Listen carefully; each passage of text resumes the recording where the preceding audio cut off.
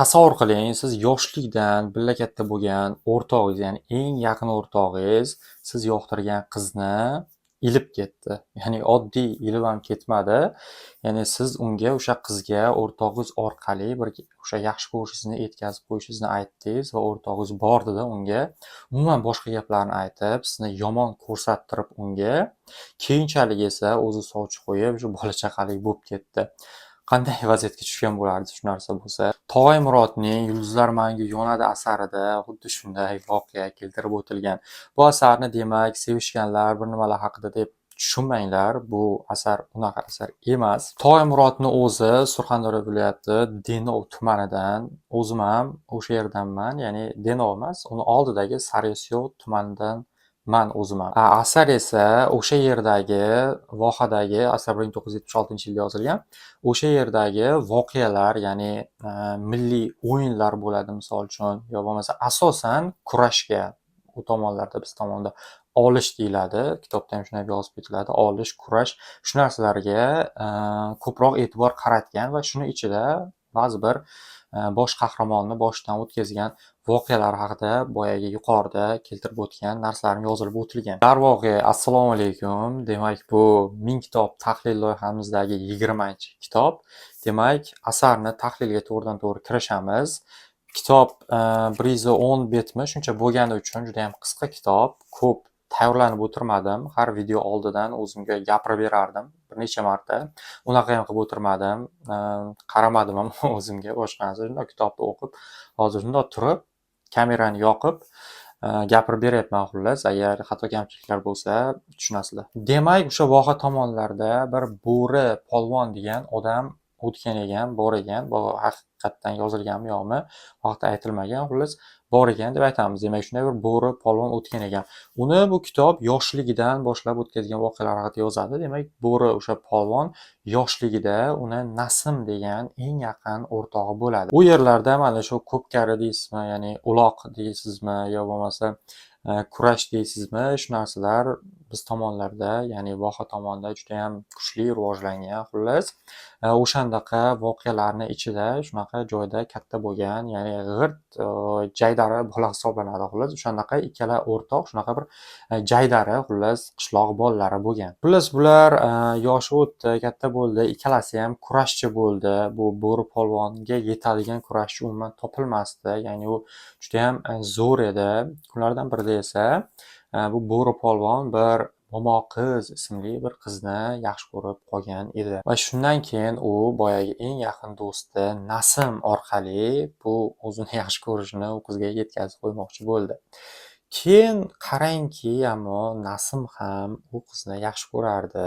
Shu sababli bordida, qizni oldiga borib, xullas, kitobni o'qisalaring bilasizlar, xullas, boshqacha qilib yetkazganda, xullas, gapini umuman boshqa gaplarni aytgan. Keyin xullas boyagi qiz buni yomon ko'rib qoladi. Keyin bu Bo'ri polvon oshnasi Nasimdan so'raganda nima deb javob berdi desa, beti qursin dedi, shu seni yomon ko'rar ekan dedi, deydi. Xullas, keyin bola stressga tushib qoladi. Keyin xullas, oradan biroz vaqt o'tgandan keyin xullas, mana Bo'ri polvonga oshnasi Nasim bo'lgan voqeani aytishga majbur bo'ladi. Keyin bulardan xabar topgandan keyin boyagi Bo'ri polvon oshnasidan judayam xafa bo'ladida, u bilan umuman aloqani uzib, unga hech qachon gapirmaslikka o'ziga o'zi, ya'ni shunaqa va'daga o'xshagan narsa qiladi. Kitob kurash haqida, shular narsalar haqida ko'p yozilgan dedik. O'sha tomonga ham to'xtalsak, demak aytdik, Bo'ri bu polvon edi, ya'ni kurashchi edi. Uni mana shu kuragi yerga tegmagan, butun bir do'ng'i bir taralgan bir kurashchi ham edi. Endi bilasizlar, avvaldan shu kurashlarda birorta mahallada kurash bo'ladigan bo'lsa, u yerga qo'shni mahallalardan, qo'shni tumanlar, viloyatlar, hattoki mana shu qo'shni respublikalardan ham odamlar o'zlari kelib, ya'ni qatnashadigan bo'lgan. U kurashlar esa qaysidir to'y qilayotgan odam tomonidan tashkillashtirilgan kurashlar bo'lgan. Xullas, kunlarning birida Sariyosiyoda, ya'ni men tug'ilib o'sgan joyda kurash bo'ladi. O'sha kurashga bular boradi, ya'ni denovliklar boradi. Denovliklar borishganda esa u yerda bir Ismoil polvon ismli bir yoshroq, bir jussasi kichikroq bir polvon bo'ladi. Bo'ri polvon xullas uni ko'radida, voy, mayda bola-ku bu, buni yanchib tashlayman deydi-da, unga e'tibor qilmaydi.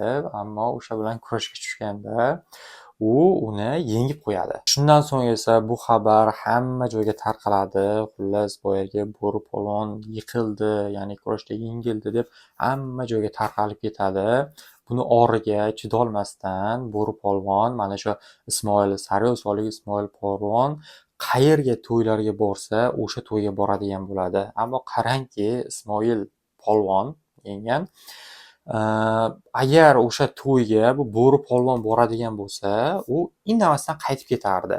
Ya'ni nimaga qaytib ketardi? Sababi u bilardi bo'ri polvonni qanchalar bir obro'yi balandligini. Agar u bilan yana qayta kurashga tushib yiqilib qo'ysa, uni mana shu obro'yi tushib ketardi. Hozir u katta bir obro'da edi, ya'ni shunday bir katta bir polvonni yiqitgani uchun. Xullas, oradan ancha vaqt o'tadi, 2-3 oy vaqt o'tadi va adashmasam shu Sho'rchi yoki Termizda bo'ladigan bir to'yga bu Ismoil polvon borishini bo'ri polvon biladi va u yerga borib mashinani ichida chiqmasdan o'tiradi. O'sha vaqtda xullas keyin bu Ismoil polvon davraga chiqib, bunga teng keladigani bormi deb boyagi hakam, ya'ni bakovul deyiladi. O'sha hakam aytayotganda, hech kim chiqmayotganda bu yugurib borib o'sha mashinasidan chiqib boradi-da, xuddi osmondan tushganday bo'lib davraga kirib keladi. E'lon qilinib bo'lgan edi, qonun qoidaga ko'ra e'lon qilinib bo'lgandan keyin kim bu bilan chiqadi deb. Agar qaytadigan bo'lsa bundan, bu to'g'ri kelmasdi. Shu sababli Ismoil polvon bo'ri polvon bilan kurashishga majbur bo'ladi. Xullas, kurash cho'ziladi va oxir oqibat Ismoil polvonni bu bo'ri polvon yelkasidan olib uradi, yerga tushadi. Xullas, halol, ya'ni uni kurashda yengadi. Xullas, bo'ldi. Bu kurashda uni yutgandan keyin, qasdini olgandan keyin bu yana tarqab ketadi va u uyida hamma juda ham ko'p odamlarni chaqirib ziyofat o'tkazib beradi. Xullas, bu shunday xursand bo'lib ketgan ediki, xullas uylanishga qaror qiladi.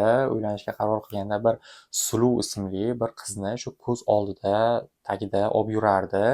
Shunga odam qo'yadi va o'sha qizga uylanadi. U qiz esa bunga 4 ta ketma-ketiga qiz tug'ib beradi. Ammo bu mana shu o'g'il farzand ko'rishni xohlardi, ya'ni ot izini toy bosar deganday, u o'ziga, ya'ni o'zini vorisini, o'zini ketidan shu kurashib yuradigan bir pahlavon, bir polvon bola bo'lishini xohlardi. Ya'ni o'zini o'g'lini shunaqa bir o'g'il ko'rishni xohlardi. Va qarangki, Xudo nasib qilib, u o'g'illik ham bo'ladi. O'g'lining ismini esa mana shu Xudodan tilab olgani uchun tilov berdi deb qo'yadi. Xullas, boyagi buni avvalgi yaxshi ko'rgan qiziga uylangan do'sti Nasim polvon o'sha qizga uylanib, boshqa tumanga ketgan bo'ladi. Xullas, aytdik, bu yoqda ko'plab, ya'ni to'ylar sababli kurashlar berilib borilardi. Shu kurashlardan birida o'sha Nasim polvonni o'g'li ham keladi va qatnashadi. Uni birinchi bu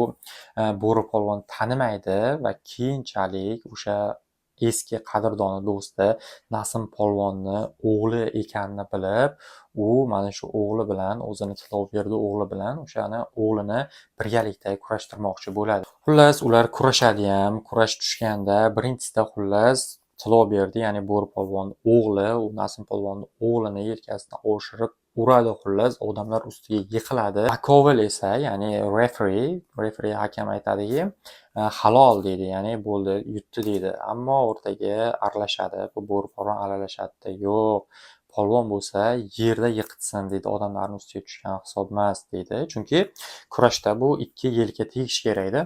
Keyin aytadiki, bu bo'lmadi deydi, qaytadan kurashga tushishi kerak deydi. Qaytadan kurashga tushadi, ammo afsuski qarangki, bu Tilovberdini bu Nasim polvonni o'g'li yengadi. Xullas, to'y tugaydi. To'y tugagandan keyin bu Nasim polvon bilan anaqa yuzma-yuz kelib qoladi bo'ri polvon to'y tugagandan so'ng. U mana shu o'rtog'i Nasimga umuman gapirmasdi o'sha voqeadan beri, ammo ichida juda ham ko'p bir gaplar bo'lardi. Bo'ri polvon bu shu ichida o'ziga o'zi ko'p gapirardi. Shu kitobda oxirida ham keltirib o'tilgan. Kitobning oxirida mana shu do'sti Nasim bilan birga kelib qolganda Nasimga gapiryapti, lekin ichida gapiryapti. O'sha ichida gapirgan gaplari bir necha betni tashkil etadi. Kitobning oxirida yozilgan.